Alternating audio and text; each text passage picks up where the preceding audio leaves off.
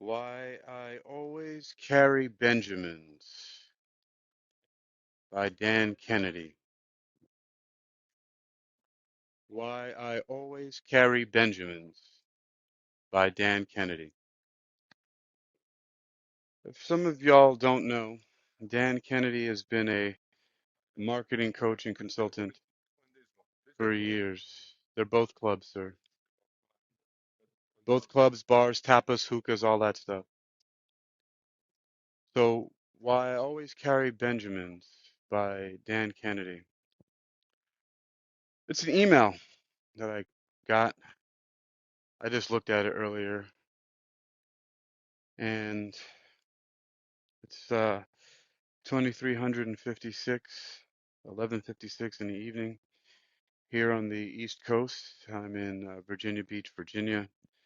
I'm currently at Central 111, uh, my security job, and it's kind of a slow night. Well, not kind of, it's really slow. It's Sunday, right? What do you expect?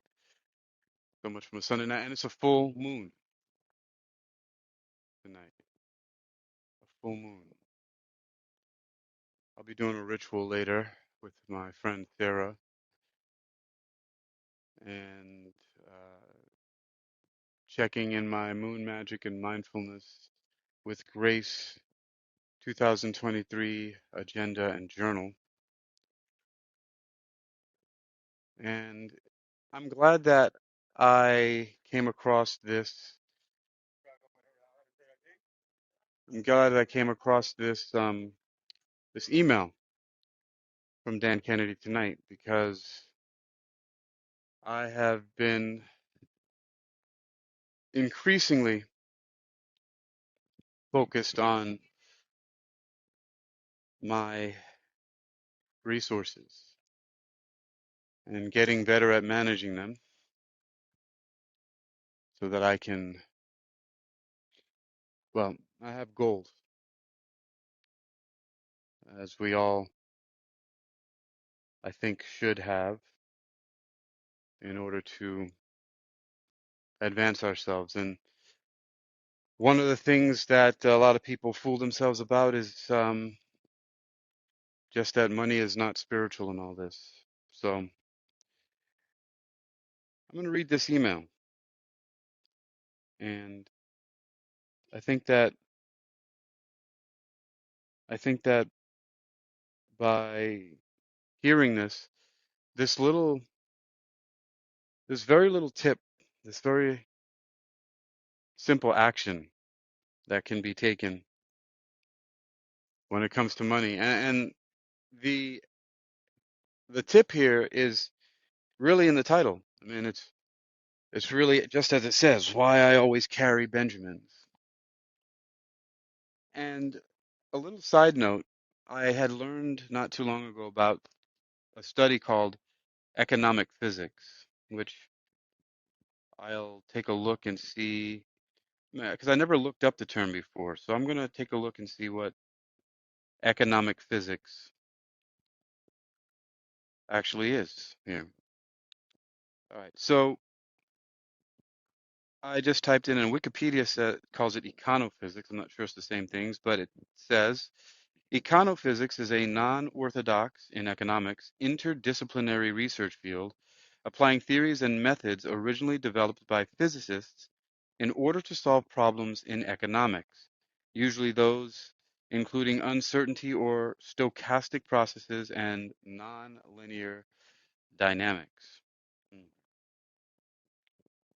Science Direct says that econophysics, an overview, is a multidisciplinary field of econophysics uses theory of probabilities and mathematical methods developed in statistical physics to study. Oh, wait. Yeah. Wait a minute. Let me back up here. Econophysics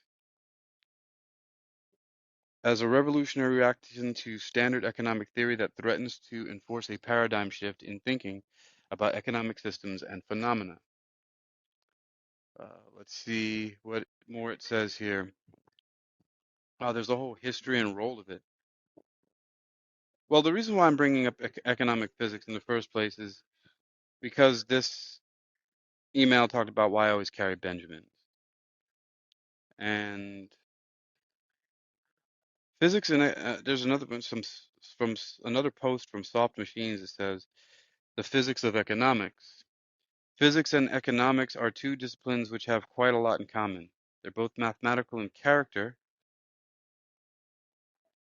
and many of their practitioners are not short of intellectual self-confidence, and they both have imperialist tendencies towards their neighboring disciplines. So the interaction between these two fields should be, if nothing else, interesting. All right. Well, so the reason again I bring up the economic physics is simply because of the title of the email that I received, which says "Why I Always Carry Benjamins." And it's from Dan Kennedy, and and let's see, it's a very interesting email. Let me go in here real quick because this is it's actually interesting what he says. It's actually really simple, and the email is not that long. But Dan Kennedy, you guys should look him up in marketing. So this is the email here. Why I Carry Benjamins by Dan Kennedy, or from Dan Kennedy, right? The email, or one of his. I don't know if he wrote this himself, but it seems like he did. It feels like it's in his voice from the many books of his that I've read. The estimator guy had done his diagnosis and told me how much my new air conditioning and heating system would cost. $10,000. This was Monday AM, and I wanted it installed Friday and Saturday the same week. He said he couldn't schedule. He handed that off to Lori, who doubted it would be the same week and told me 20 reasons why. After signing the docs and tendering the $5,000 check, I offered him a $100 bill as thank you in advance for doing his best with Lori. He refused the money and again recited the reasons I couldn't get the job done that fast. I asked if he was married. He said he was. I pushed the $100 bill into his hand, told him to take his wife out to dinner, and told him to just talk to Lori and see what he could do. 35 minutes later, Lori called and scheduled the job for Friday and Saturday. Cost to get what I wanted? 1% of the price and about 5 extra minutes. This is often true. The cost to get what you really want is only marginally higher, often nominally higher, than the cost of settling for what you don't want. First class is usually only a small percentage higher than steerage. I was recently asked at an event what what one thing differentiated the successful few versus the mediocre many. I said behavior. Asked to be more specific, I said how easily they accept no. It seems such a simple thing, yet I could teach on it for at least a day, because so few people actually grasp it, and fewer are up for acting on it consistently. I slip. I was recently in a very unpleasant situation because I failed to micro query about the details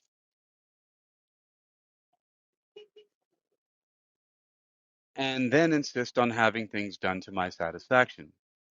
My bad. But this isn't actually the topic I want to talk about here. Instead, I wanted to say a few kind words about cash. It came out in the investigation of that cruise ship half sinking that crew members were taking cash bribes to put people on lifeboats. I doubt you could use your debit card or credit card app on your dumb phone. I was taught to always carry cash, never leave home without a roll of $100 bills, and for years carried and for years carried a couple $1,000 bills, now extinct, and I never do. So I was taught always to carry cash and never leave home without a roll of $100 bills, and for years carried a couple $1,000 bills, now extinct, and I never do. He says, never leave home without. I was taught that at least several times in life, I'd find myself in a sticky situation nothing but cash would get me out of, but more often in situations where cash could best get me what I wanted, that you could often negotiate good discounts with cash, and that the sight of a $100 bill made many wilt. All that has proven true. Maybe of equal importance, I was also taught that cash breeds. That's breeds, breeds, cash breeds. That was my mentor's summary of the metaphysics of money, about which much longer books have written and longer seminars given. If you keep a lot of cash on you and around you all the time, your relationship with it improves. Your idea that it is elusive and hard to get eases. Your sense of plenty grows, and money itself feels more comfortable with you and welcomed by you. I find I let myself get I find if I let myself get distanced from money, I realize that attracting it becomes difficult. When I restore my sense of calm about it, lots of it arrives. Looping back, your willingness to use a little bit more of it to get what you want versus settling for what you don't want is a representation of your entire relationship with it. You tend to create cheer when handing out $100 bills too. This was a guy in his 60s, maybe working just to stay busy, but probably not. During our family's poor years, one of my father's well beneath him jobs was a banquet room setup and cleanup, room service, etc. guy at the Holiday Inn. I recall the occasional day when somebody slipped him a $20 bill to get a room set up fast, or once a $100 room service tip from the rock star Alice Cooper. These were very good days in the Kennedy household, and at the time, those were few and far between. I imagine the estimator took Laurie out to lunch and took his wife out to dinner. You can do a lot of damage at Applebee's with a $100 bill. And if you aren't getting out much, that's a big deal. A good bribe is sometimes better than chicken soup for the soul. One other thing I was taught. $100 bills go with any outfit, clash with nothing. Then there's the proverb. The fellow with cash in his pocket is handsome, witty, and sings well too. I've long taught the benefits of carrying cash, and I'm not surprised few ever take my lessons to heart. It's renegade advice, and as we know, most people are not renegades. So I was talking about economic physics earlier.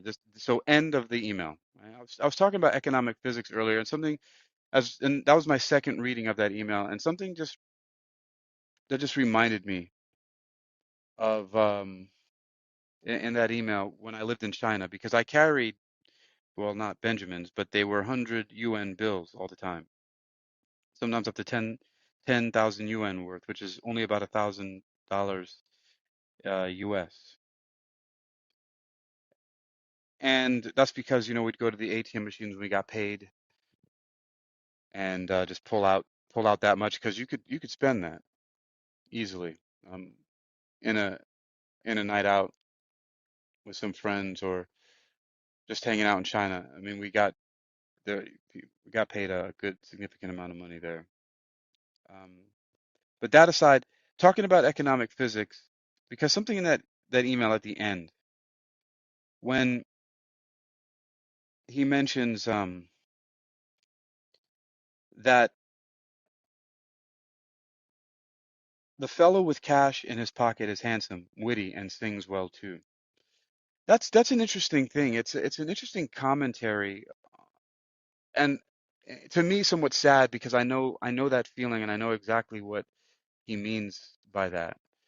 Because I've often felt depressed and like a failure and and even, yeah, he said handsome, witty, and all that, right? And sings well too. And I felt opposite of those things, like unattractive, ugly, even. Um, he says witty. What's the opposite of that? Not, slow to speak. Um, maybe feeling stupid and dumbfounded. And just like, I was a failure at everything because not having money is stressful. But again, in China, carrying, around 10 of those 100 yuan bills felt nice because also you could get a lot done with even 100 yuan or 100 kwai, right? And so, actually, I'm sorry, 10 of them, sorry, is 1,000. So I would very often carry 1,000 yuan, not 10,000. But sometimes I did carry 10,000. But the relation to that to economic physics, or what I learned about it, is how that translated over to me in the United States. The fact that I was carrying 1,000 kwai around all the time, which I think that's only like 170 something dollars. Let me take a look here, just at um, on a what do you call it? A currency exchange app, a currency, yeah, an exchange app. Let me see, currency exchange, just so we can know, because it's really not that much, like 1,000 kwai or 1,000 yuan. Currency converter. There we go. So currency converter. Let me switch this from. So we got United States dollar, and then I'm going to go to Chinese yuan. Chinese yuan. Where are you? There we go. All right. Oh, why do they? There's a difference between offshore? Huh. Let me see. Oh, it's about the same. The one was 7.24, one 7.25, right? So I'm just gonna punch in 1,000 here. Yeah, well, this here says 137.9. So it's $137. So think about that. 1,000 yuan is only $137. Let's round that up and say it's $138. Let's even round it. Let's just say it's 150 bucks. Okay, 150 bucks. But the difference is in what I was carrying around is that they were these bills, and they're large red bills, and they're the largest of the bills you can get in China that I know of, because I didn't see any larger than that. In Taiwan, the Taiwanese dollar, you had like 5,000 dollar denominations, but it was much less even than the Chinese yuan. I think about 1,000 Chinese yuan was 5,000 Taiwanese dollars. But since I have the currency converter open, why don't I just go ahead and put this to the Taiwanese dollar? Let's see, Taiwanese dollar, just so I can see. Wait, it's not even in here. That's crazy. Yeah, I don't. That's interesting. Um, I wonder why that is. Night's been pretty cool, pretty slow. It's not busy at all. I mean, kind of there, but everybody seems happy. Yeah. Yeah. Yeah, right. How's your night going? Yeah. Traffic stops? Yeah. Yeah. Well, that's good, right? Yeah. Yeah. All right, brother. Have a good one. See you. One of our officers patrolling just stopped by to say what's up and check on us. Taiwanese, what the heck is going on here? Let me see. Let me check XE currency converter live exchange rates today. The reason this is important, especially about the let me see, there we go, Taiwan new dollar. That's what it's called here. And then the Chinese yuan. Let's see, Chinese yuan. All right.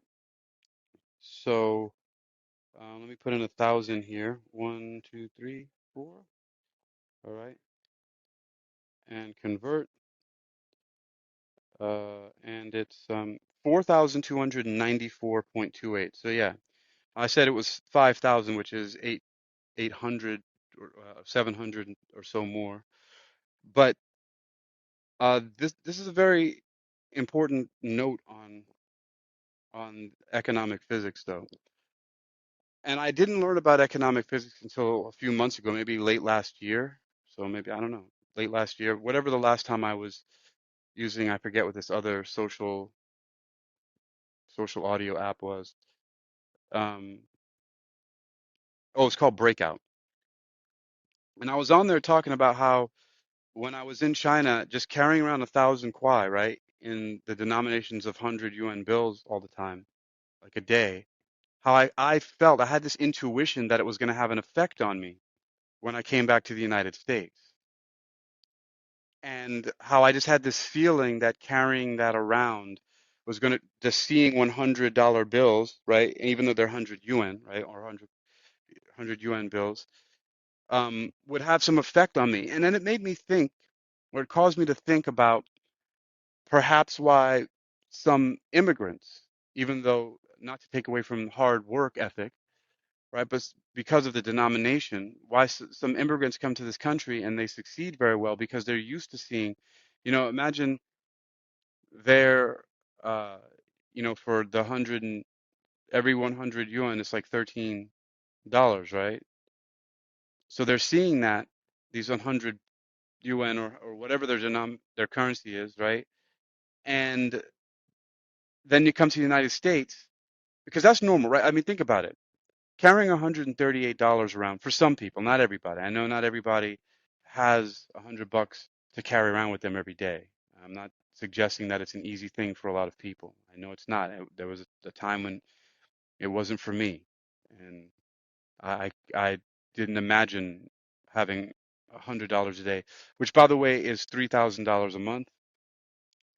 I know that some people would think that that's good money, which it is for some. It can help people get out of a lot of tight spots. But it's not a lot of money per year. It's $36,000 a year. But maybe that's good for some people. I don't know. I don't know what people's financial needs are.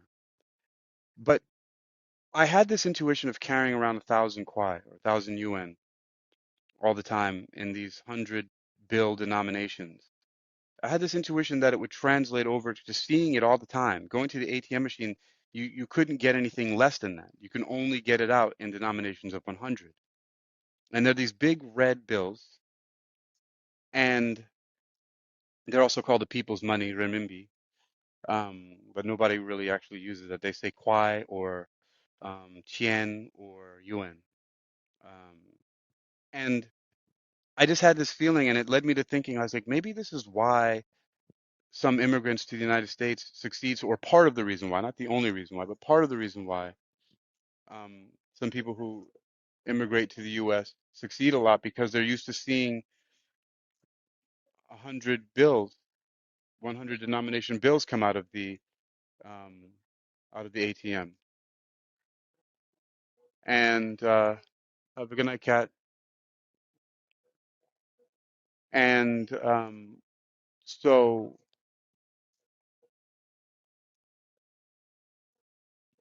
this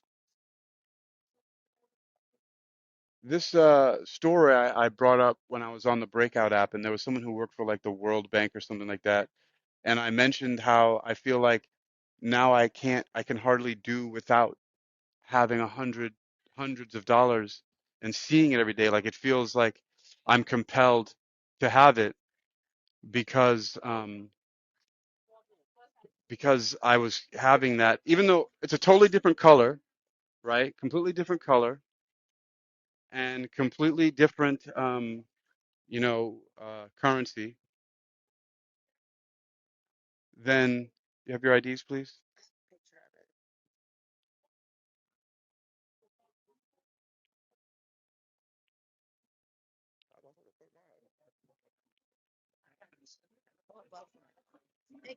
You're welcome. I really am not even able to describe it myself of why I thought that, but it just felt true that seeing, 10, 100 bills, right? And I'm saying 100 bills instead of saying $100 or saying 100 yuan, but seeing denominations of 100. I guess that would be a better way to put it.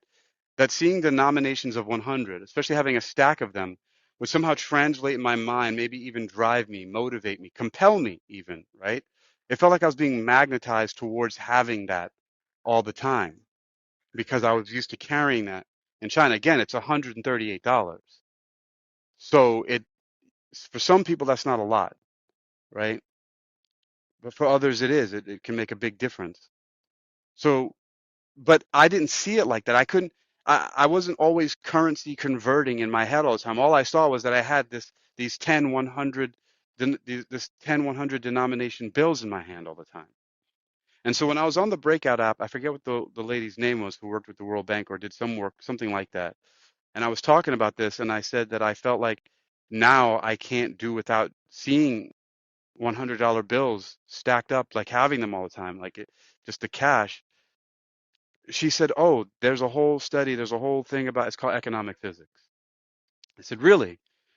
I said, I didn't know that." She says, "Yes, I mean, that's a small part of it, but what you just described as having these denominations of 100 constantly in your hand, how that translates over into you, like actually somehow needing it, almost being like addicted to it in the United States."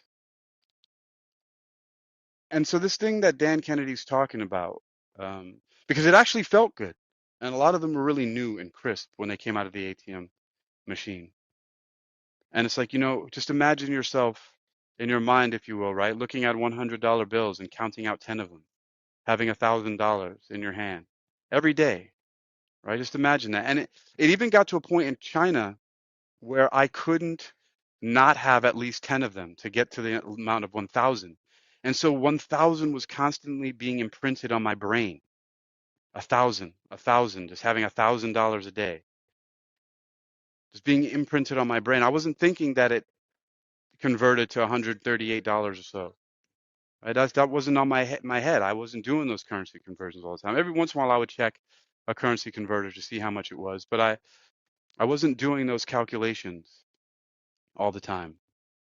It just wasn't something that was happening. So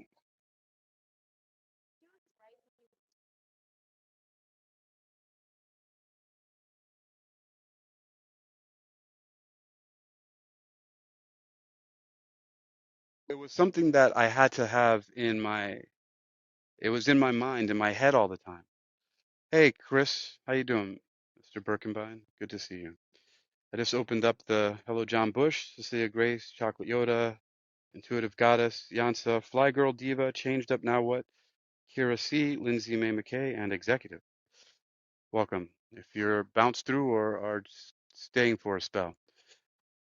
So I couldn't really put my head on, but I felt like it was imprinting itself on my brain, right? To see 100, to see 10 $100 bills, right, in my hand all the time, even though, like I said before, I mean, they're red and they don't look like United States dollars, of course, United US $100 bills.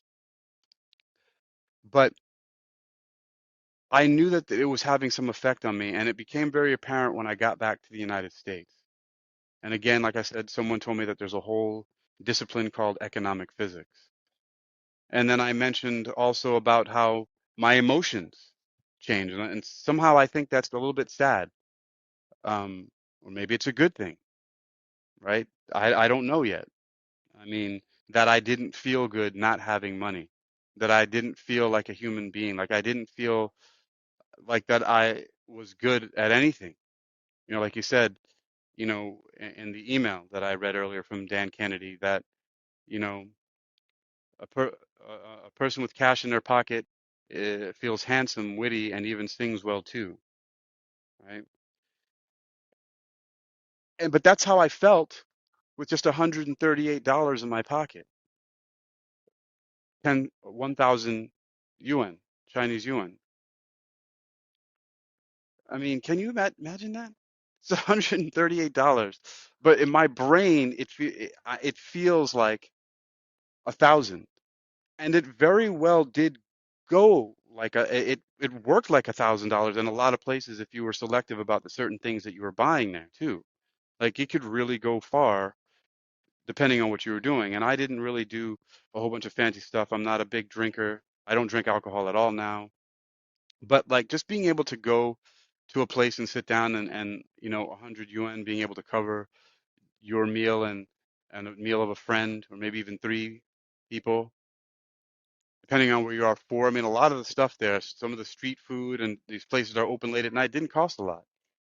Even the drinks in the bars, 100 100 kwai went pretty far.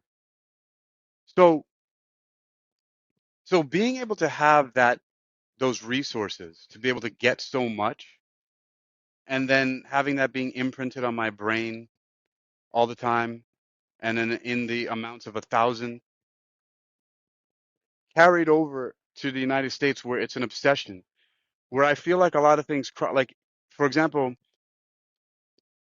my lower limit of when I'm driving Uber is $100. Like I drive either to $100 or more. Like I can't stop before I do before I do at least $100. I just can't. Sometimes it comes pretty quickly. The other day I had like three rides in a row that were significant because they were uh what do you call it? Reservations.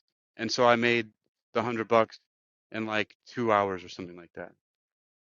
And so but just seeing that, right? Even though I wasn't holding the cash in hand, but seeing it pop into the Uber Pro card that they give you to be able to cash in, and all the money goes on there instantly. As soon as your ride is over and you're done, successfully completed the trip, the money's right there.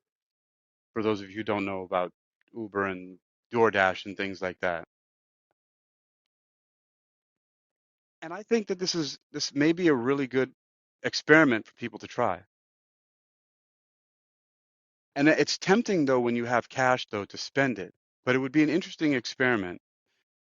I'm gonna do it because I've let everything just go digital. But the email, I'll read it again before I close out. I It's impressive to me what he says, and it just reminds me of a lot of the things, I mean, that I've read from Dan Kennedy. He has a lot of really practical stuff. The guy has been extremely successful for probably like 50 years now. He was known among, I mean, other people probably had this moniker, but he's known as the millionaire maker. And I just, I think it just immediately reminded me, especially after reading the email, of that whole economic physics and how that impression was on my mind of having 1,000. Like it didn't translate to 1,000 kwai. It didn't translate to $138. In my brain, I kept on getting impressed with I have $1,000 in my hand. Every day I have $1,000 in my hand. Because sometimes that's how it would go. And I couldn't not have 10 100 yuan bills in my hand. So if I spent some one day and I had eight left or five left, I'd go to the ATM and pull out the other three or five to make it 10. And it just often impressed me because it just looks like, I mean, it just looks like a lot. I have a photo somewhere where I spread like 10,000 out, and that's 100 yuan bills. So I spread out 10,000. It just looks like a lot of cash, even though at that point that would be like 1,380, right? Uh, if the conversion is of 1,000 is $138.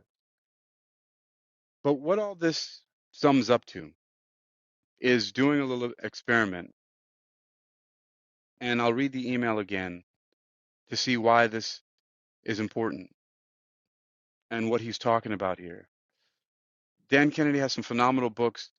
One of them my favorite of his is a small book called The No BS Wealth Attraction for Entrepreneurs. And I remember when I was reading that book, all of the things that he had in there were things that required like a lot of like some startup capital and things like that. And I didn't have the startup capital. This was about 2013, I think it was, somewhere around there. And I was frustrated because although the things he wrote in the book seemed exciting and he gave all these real life examples of his clients and the members of Is it GKIC, the Glazer Kennedy Inner Circle, which I had subscribed to for a little while too. Um, but he gave all these real life examples and real companies that you could look up and all that, and the no BS wealth attraction for entrepreneurs. But one of them stood out to me because it didn't require any startup cash or anything at all. It only required a shift in thinking. And the shift in thinking that it required was phenomenal. And I'm really paraphrasing and summing this up, but I'm going to give you the the idea as pure as I can from what I learned. And he talked about it this way. He said that one of the things he noticed about being financially independent or being wealthy, being rich, is that it allowed him to have independence and freedom. But independence was a key word that I locked onto because he then went on to say something like, he's like, so I figured that if one of the side benefits of being wealthy is independence, what if I could reverse engineer that and just be independent, right? As if I had the money, and if that would be attractive to money. And I thought that that was an interesting thing for this guy to say, who, for all the other advice and things he was teaching in the book, required startup capital and, you know, a lot of activity that you do making business deals and talking to people a certain way and learning how to write ad copy and doing all these different things, and a lot of it's had to do with people who had businesses. They already had startup capital. There were people who owned like clothing stores, like the Men's Outlet and things like that, right? So they had already a storefront, which, as you know, brick and mortar uh, locations. That's no inexpensive thing. That requires you to have some money to have that sort of thing. So a lot of that was disappointing because I didn't have that. But it was interesting and encouraging that this one thing about independence was in there. That if you claim your independence, even without being wealthy already or rich, that just that feeling of independence itself would be attractive to money or make you attractive to money. Or sort of like how, again, he talks about a person with money in their pocket is handsome, witty, and even sings well, right? And so if you get that feeling like you have cash in your pocket, now I'm blending a few things that I've read from Dan Kennedy and some of my own experiences. But if you have that feeling of having the money in your pocket, then you'll feel handsome, witty, and that you can even sing well. And that feeling, that independence, right? And I'm crossing over, I'm meshing this and assuming that that feeling of being handsome, witty, and can sing well is also that feeling of independence, right? That those feelings are, and your attitude when you act like that with that confidence, right? That's a confidence that comes with that, because all that says, you're handsome, witty, and can even sing well. Those are confidence, right? That's confidence. It's you being confident. So this confidence, this independence, if you can feel independent and confident, that attitude is attractive to wealth. So again, in the book, the No BS Wealth Attraction for Entrepreneurs, he says that one of the things he realized that wealth afforded him was independence. And I'm saying independence, confidence, right? So he reverse engineered that and said, well, if I feel independently confident or confidently independent, now I'm blending a whole bunch of stuff here, right? I'm mixing around, then that would be attractive to wealth. And that's a very interesting thing, again, to have in a book that's so practical and is basically written for people who are already entrepreneurs. And I mean, think about it. You have to have some good startup capital at least to have a building and inventory, like the Men's Outlet or Men's Warehouse or whatever, right? But the attitude of that, hello, Dottie, um, attracts wealth.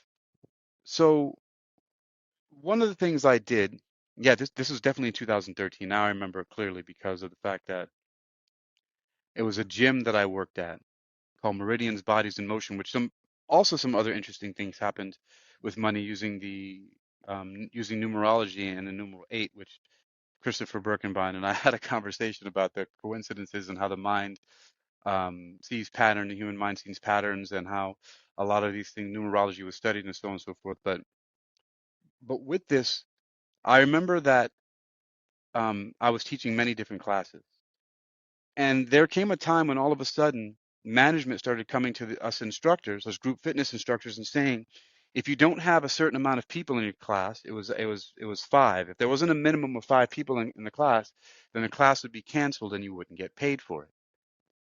And I remember in like around December of 2012, I started a capoeira class. Capoeira is an African Brazilian martial art, for those of you who don't know. And in my first class, I had 9 people. In the second class, I had 15 people. And in my third class, I had 18 people. And you know what happened? They still canceled the class. They didn't cancel that individual class like while it was going on, because the minimum, if you didn't have five, they would cancel on the spot, which was really screwed up. It was kind of fucked up for people who come there and they want a class, even if there's just 3 people, and now they're saying no, the class is canceled because there's not enough people. I always thought that was strange. I didn't know why until later, until after I quit. And so I remember after they did that, and I was in a kickboxing, they kept on doing this over and over again, and I was thinking to myself, this is not right. Why? And I even spoke to some people about it. I was like, my classes have the required amount of people.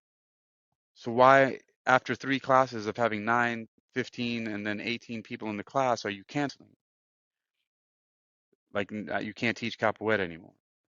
And now this is also after I got that raise from $25 to $33 for each class or per hour for the classes. And so I was earning a little bit more. And so I learned later it was just because of the fact that the company was going bankrupt. Because one day after a class, somebody came in and said something to me, and I just had it about my class being canceled when I first walked in. And so I had made up my mind right there and then that I wasn't going to work at the place anymore. And I think this was around May of 2013. And I went after I told the people in the class, I said, guys, I know you're going to hate me for this. I think I said, use the word, I know you're going to think I'm a jerk for this, but this is going to be my last class. And yes, a lot of people were upset. I was a lot of the people's favorite yoga teacher, favorite kickboxing teacher. For whatever reason, I really don't know why. And I'm even just being self-deprecating right now. I have no fucking idea why everybody loved my classes so much. Because it was so easy for me. Like I could fucking sleep through those things. But a lot of people were upset even till like years later when I went back in the area to go to Starbucks with Flora Elizabeth Carrasco. I had people asking, "Are you going to come teach? Are you going to come back and teach? And can you come teach a guest class?" Even to the point where members went to management and had them set up a special class for me to teach in place of a teacher as a guest teacher. I was like, "This is ridiculous." This was like 3 years later. Anyway, I went up to I told everybody I was leaving. I went up to the front desk and told them, thank you very much, but I'm not going to, this is my last day. I'm not coming back. They were a little bit upset about that. And then, like I said, this must have been May of 2013. And then just very shortly after that, the place closed down. I don't exactly remember when it shut down, or maybe it was January. Yes, no, May was when it closed. May or June is when it was closed. It was January when it shut down because the capoeira classes that got canceled were in December after I had 3 of them. So it was January or so, and then when I quit, and then around May, the place shut down. It closed its doors and got bought out by. It then became a Meridian Sports Club, and then now Crunch Fitness is there. As far as I know, the last time I was there was in 2016. Uh, but I had quit not having any other income. And this is where the economic physics and this whole thing, the no BS wealth attraction for entrepreneurs and the idea of independence attracting wealth came in. because I had read that also, and that's one of the things that really got to me because they kept canceling my classes and there weren't as many classes coming because I used to get so many classes at this place because I taught everything. I taught yoga, mat Pilates, boxing, kickboxing, boot camp, kids karate, like everything. So anytime anybody, any instructor, because remember this is in California and there are a lot of Hollywood wannabes there who were actors and this and that, sing, whatever. And so they would often call in for whatever reason. Sometimes it's just because they were hungover. And I would get the calls and I was very rare that I didn't accept. And so it ended up that the fact that I was teaching more classes than any of the other teachers because I taught so many different um, formats. And but so I quit after reading the No BS Wealth Attraction for Entrepreneurs and seeing that one thing about independence, right, being one of the side benefits of being wealthy, and then the reverse engineering of that of claiming your independence and having that feeling that, like I said, described that he wrote in this recent email that just came in today of feeling handsome, witty, and you can even sing well, right? I'm a person with cash in their pocket. And that confident feeling of independence, would that attract money? And so I did a very ballsy thing for myself for not having any other income and quitting. I mean, the little income, wouldn't you rather have a little bit of money than no money, right? But I said, fuck all that shit. And I just quit. And I had nothing. And I had just moved into a new house, right? I know, nuts. And anyway, to fast forward, the effect of that, of me just claiming that independence. And one of the reasons why I wanted to claim the independence too is because I knew that they were lying about something because they're saying you need a minimum of 5 people in the class. And then they were canceling classes after I had, 9, 15, and 18 people in the class. I remember these counts very specifically because I had to count and there would be a person who came in to count. And I held accountable the counter, the person who came in. It was usually one of the front desk staff who counted the classes because I wanted to make sure that I knew what my numbers were and if it matched up with theirs at the end of the class. So I remember very specifically 9, 15, and 18, and everybody loved it. So for them canceling it, I was like, there's something else going on. Do they not like me? So it was frustrating, and that's why I quit. And I wanted to be independent from this place that was giving me BS for some reason and, canceling my classes. And therefore, I thought I was going to be doing very well. I love capoeira. And I thought, wow, this is really exciting. I get to teach capoeira classes in this place and get paid for it and not have to go through all the BS with all the other capoeira teachers and so-called mestres and all that frown on you teaching because you don't have permission and all this other nonsense that I never gave a fuck about. Right? So I was excited that I got to teach in the gym. And I actually did get a go-ahead from one mestre, uh, Amir Solsky, also known as Mestre Parafina, paraffin, right, like wax, because he was all moldy and bendy, and he can do some really amazing things with his body. Still can. We're the same age. He's 45, probably 46 this year as well as I am. And so I was really upset about that. And I was like, I'm not going to take this anymore. And I just, after reading that and from whatever other stuff was going on in my head, I just said, bye, independence. And, but really fueled by that only one thing in the book that I could apply because of my lack of income or, well, or my low income because I wasn't teaching as many classes. So that's another thing that started happening. A lot of my classes got canceled. I wasn't teaching as many as I was anymore, you know, and sometimes I was teaching 3, 4 classes a day. That's there's $100 a day right there, right? Which, um, and sometimes even if that was only like 5 days a week, I was still making $500 a week part time. 4 hours a day, 5 days a week, and I'm making $2,000 a month, and I can go off and do other stuff even though I wasn't. Right? I was satisfied with the fact that I could just go hang out and do whatever hell I wanted to. Anyway, and that's only like $24,000 a year, right? But part time, like still working maybe 5 days a week, but not even full 5 days, half the time that most people work 5 days a week, 4 hours, and doing stuff that I love and it was keeping me fit and energetic. So I quit in January, and then within a month for some work that I did. So I'm jumping forward now because I know I've been skating around this, but within a month, I got a check for $78,000. That was all mine to go ahead and put it into my Bank of America bank account. $78,000 from some work that I did on a project that I was working on. That was the biggest check that I'd ever seen in my whole fucking life. All to me, like all in one check. And I mean, maybe it's just a coincidence, right? But I definitely attributed it to this whole thing with Dan Kennedy's wealth attraction, no BS wealth attraction for entrepreneurs, and the idea of that wealth affords you independence, and therefore, if you claim independence, it would attract wealth. Because it was so quick, so soon afterwards that this happened. It was before the gym closed down. So I quit in January. I think it was at the end of February or early March that I got the $78,000 check. All mine, didn't have to split it with anybody. And then the gym closed down in May of 2013. And that was significant. It was awesome. I just, and I attributed that again to the fact that I claimed my independence. But what this really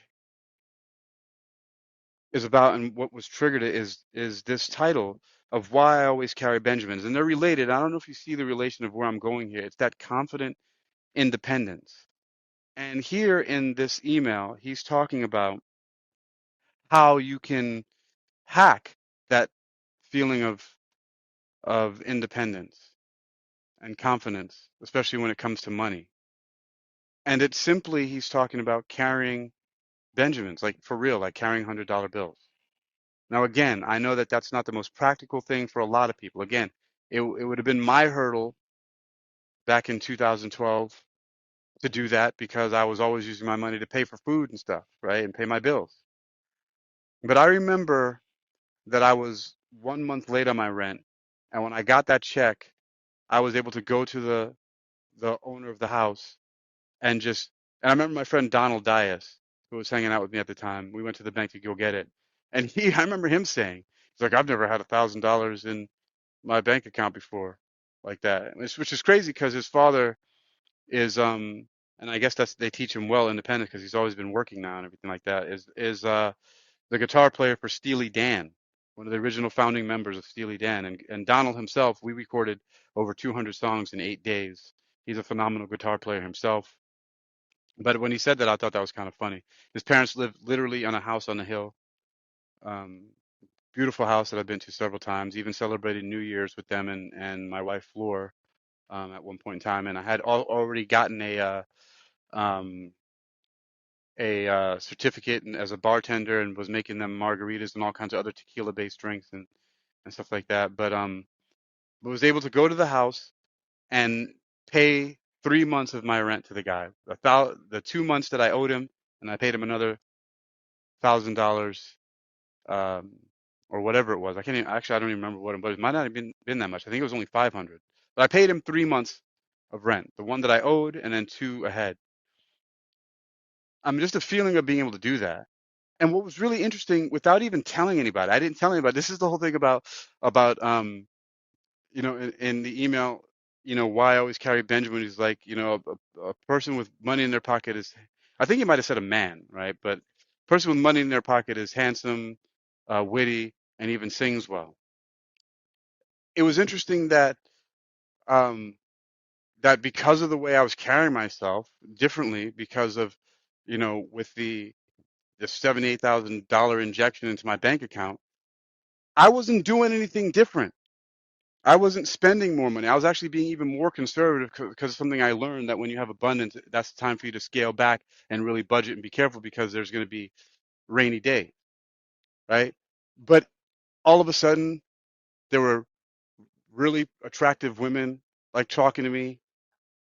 And I know it has something to do with my posture, and I was carrying myself. Because remember, I said earlier, like I'm emotionally damaged when I don't have the means to do the things that I really want to do, or just imagine not even having enough money to eat, right? Or buy food one day. It just feels like shit. You're not handsome witty, and can sing well. And so his hack here, which again, I know it's not practical, but I just have to share it. When something hits my brain, like I just looked at the email, it sparks this whole freaking, uh, I don't know what, this whole rant, right? But the relevant part, the hack is, maybe you start with $20 bills, but he's talking about carrying cash. And if you can carry at least one $100 bill in your wallet and keep it there, this may inspire that independent feeling of confidence, or at least partially, to be able to attract more wealth. And so I'll just close out with reading the email again because it's important.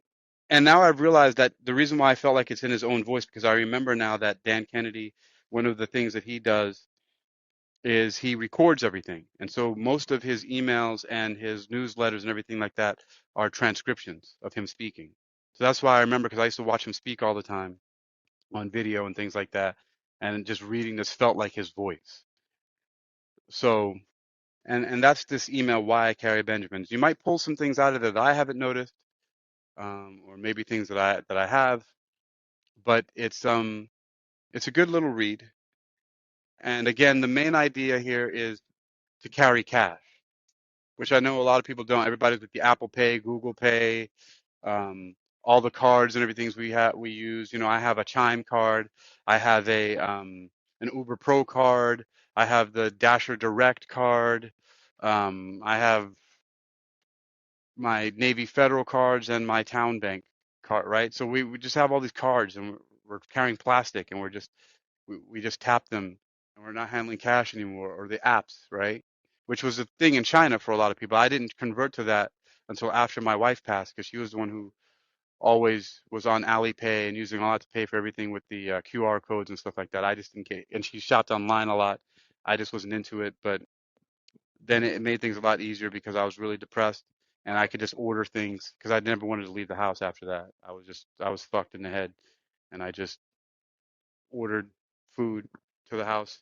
And the only reason I got up and left was because I couldn't, or I didn't want to order any alcohol. I just walked to the corner store and bought Baijiu or some other really strong liquor to drink myself to sleep.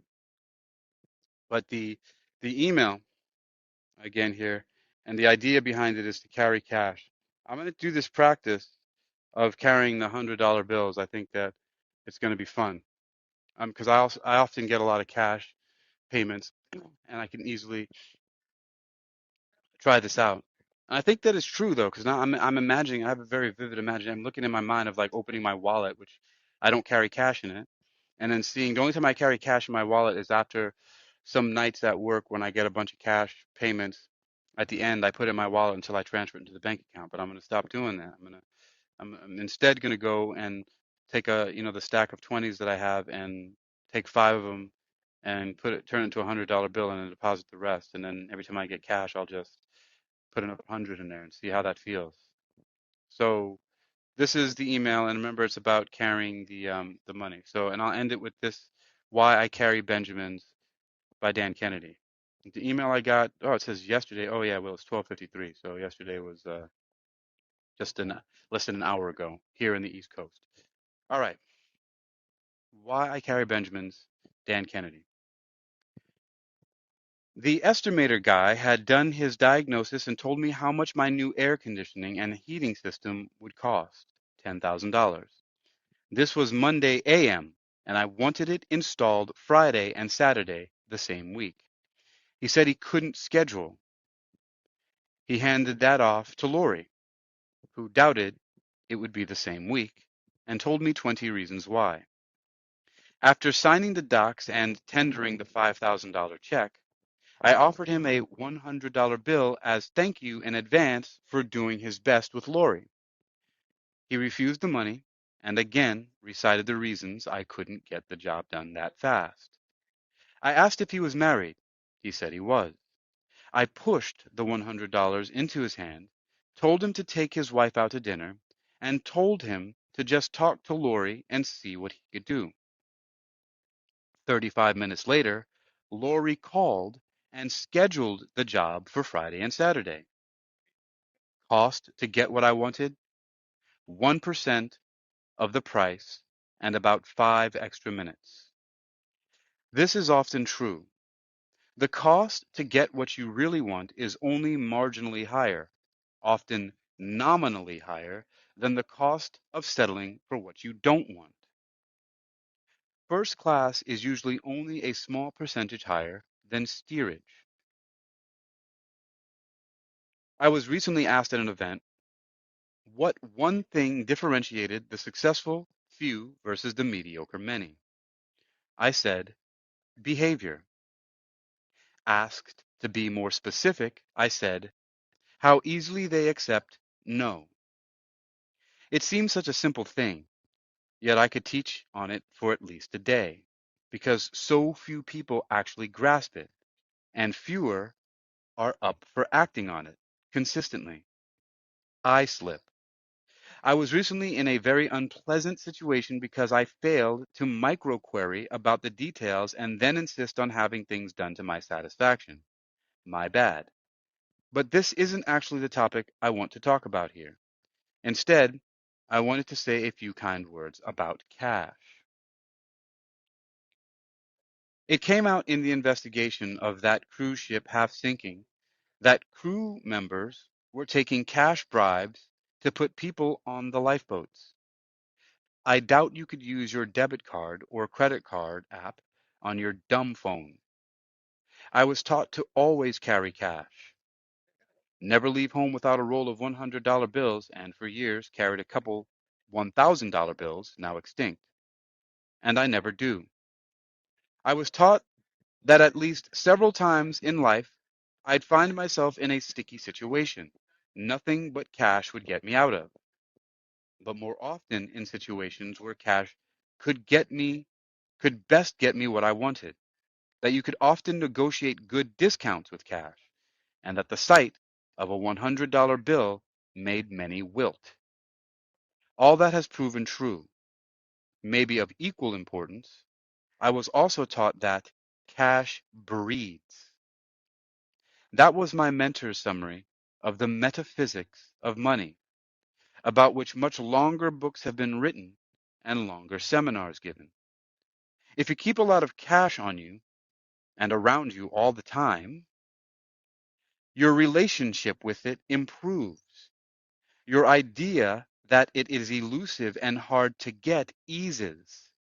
Your sense of plenty grows, and money itself feels more comfortable with you and welcomed by you.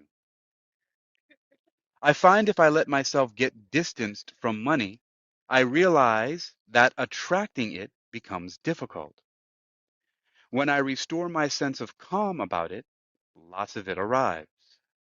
Looping back, your willingness to use a little bit more of it to get what you want versus settling for what you don't want is a representation of your entire relationship with it.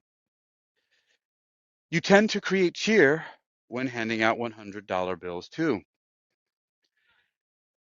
This was a guy in his 60s, maybe working just to stay busy, but probably not.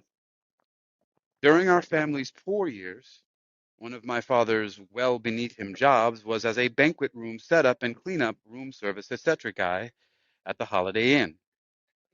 I recall the occasional day when somebody slipped him a $20 bill to get a room set up fast, or once a $100 room service tip from the rock star Alice in Chains, or from the rock star Alice Cooper. What was that?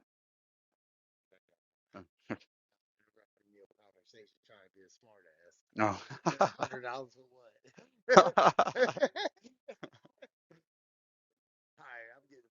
All right, brother. Good to see you, man. Have a good one. Yep. Yep. Be well. All right. So these were very good days, right? So let me back up a little bit. So it says, uh, I recall the occasional day when somebody slipped him a $20 bill to get a room set up fast, or once a $100 room service tip from the rock star Alice Cooper.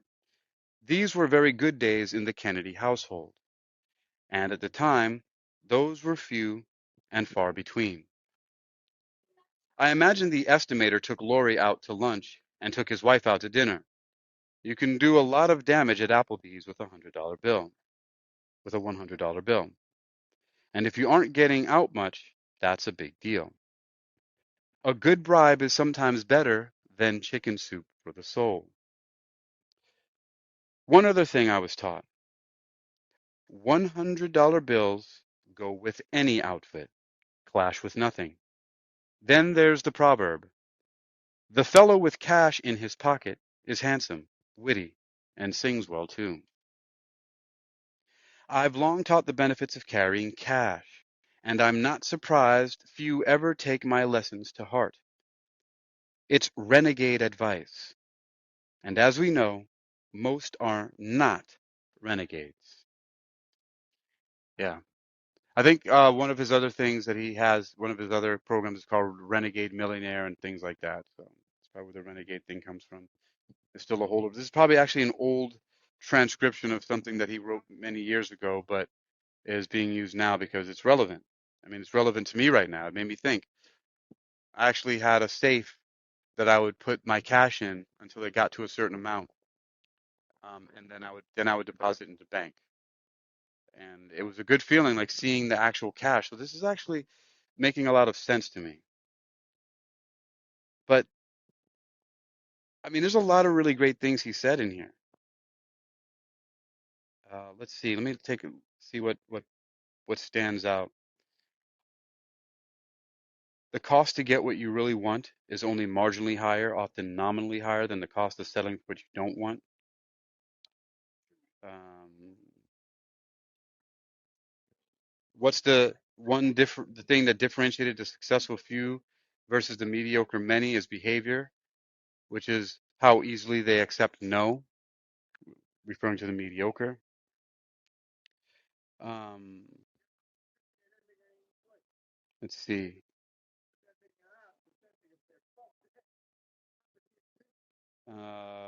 Yeah, always carry cash, never leave home without a roll of $100 bills. Um, he was taught that at least several times in life he'd find himself in a sticky situation nothing but cash would get him out of, but more often in situations where cash could best get what he wanted, that you could often negotiate good discounts with cash. And a lot of people know that one, right? You know that a lot of times places you go that'll say it's going to be like $25, but if you pay cash, it's only 20, right? Um, and sometimes that has to do now with like the processing machines and things like that. Uh, let's see. And he says you can negotiate discounts with cash, and that the sight of $100 bill made many wilt. All that is proven true. Maybe of equal importance was taught that cash breeds. Metaphysics of money. If you keep a lot of cash on, so this is one thing that's really stands out too. If you keep a lot of cash on you and around you all the time, good night, your relationship with it improves. Your idea that it is elusive and hard to get eases. Your sense of plenty grows, and money itself feels more comfortable with you and welcomed by you. That's interesting that he's anthropomorphizing money, or even just giving it a personality, saying that money itself feels more comfortable with you and welcomed by you. That's an because he's mentioned certain things like that before, that money has to be wooed. See, now I'm getting associations with certain things that he said before, that money needs to be wooed like a lover. And I remember one thing that he talked about. I think it's also in the No BS Wealth Attraction for Entrepreneurs, and that same thing about independence. He talked about like how a desperate person who hasn't had a date for years and is like lashing out, trying to grab at everything is kind of repulsive to people. It pushes them away. Whereas the person who's more calm and doesn't seem like they need or want anybody, doesn't seem desperate, people tend to gravitate towards them more. Or like a salesperson who feels desperate that they need to get that sale, they need to get that commission, is actually putting off vibes and energy that actually stops them from getting it. Whereas the one who's more calm and really feels like they don't need the sale tends to get them more often because of their more easy attitude about it. And so that's interesting, right? That's very interesting, and I find it to be true myself. If you keep a lot of cash on you and around you all the time, your relationship with it improves. Your idea that it is elusive and hard to get eases. Your sense of plenty grows, and money itself feels more comfortable with you and welcomed by you. If you can you imagine money has like a life, a personality and feelings and that it feels more comfortable with you and welcomed by you, so therefore it's going to come to you. That's a good takeaway right there. If for those of you who are into the more the metaphysical side of it. Then if I let myself get distance from money, I realize that attracting becomes difficult. When I restore my sense of calm about it, lots of it arrives. So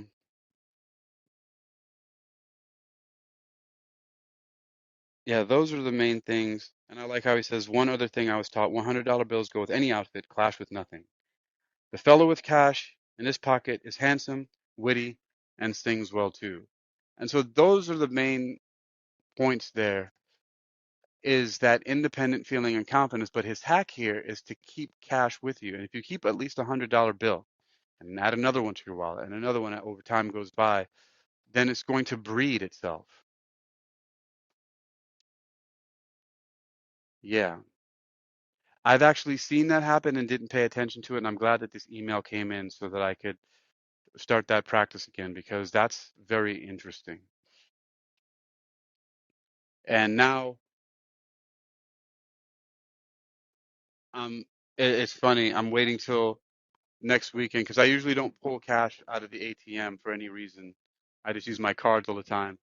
But when the weekend comes and I get a lot of cash in hand, I'm just going to keep it and instead just convert those 20s into hundreds and just store those in my wallet, which for me is fine because I usually am able to hold on to my wallet except for that one time that I left it on top of a gas pump. So that's it. That's the practice. So to sum this up, for anybody who's come in late at the end or wants to get a summary, it's carry cash. He's saying a lot of it, but start with what you can, even if it may be carrying like $21 bills in your wallet, so it looks like you have a stack. And then, you know, or maybe even here's a trick, right? Take a 20, take two 20s and put, 20 21s in between them, so that no matter which side you look at, it looks like you have a stack of 20s. I don't know, or maybe even do that with 100 at first. $100 bills on each side if you have the hundreds to spare. Put 100, and see what happens. But the whole point is carrying the cash, being able to see it, and the thing that it'll do is is it'll improve your relationship will improve, your idea that it is elusive and hard to get eases, your sense of plenty grows, and money itself feels more welcomed with you and welcome, or feels more comfortable with you and welcomed by you. So if I had to sum up this whole thing, that's what this is all about. Keep a lot of cash on you and around you all the time. Your relationship with it improves. Your idea that it is elusive and hard to get eases. Your sense of plenty grows, and money itself feels more comfortable with you and welcomed by you. And like I said, there's a couple of hacks I guess you can try out if you don't have hundreds or twenties to carry around. Use a bunch of ones and sandwich them with a 20 on each side or 100 on each side and see how that works. This is an email I got from Dan Kennedy. It's called Why I Always Carry Benjamins. If you want a copy of it, then let me know and I'll send it to you. And that's it.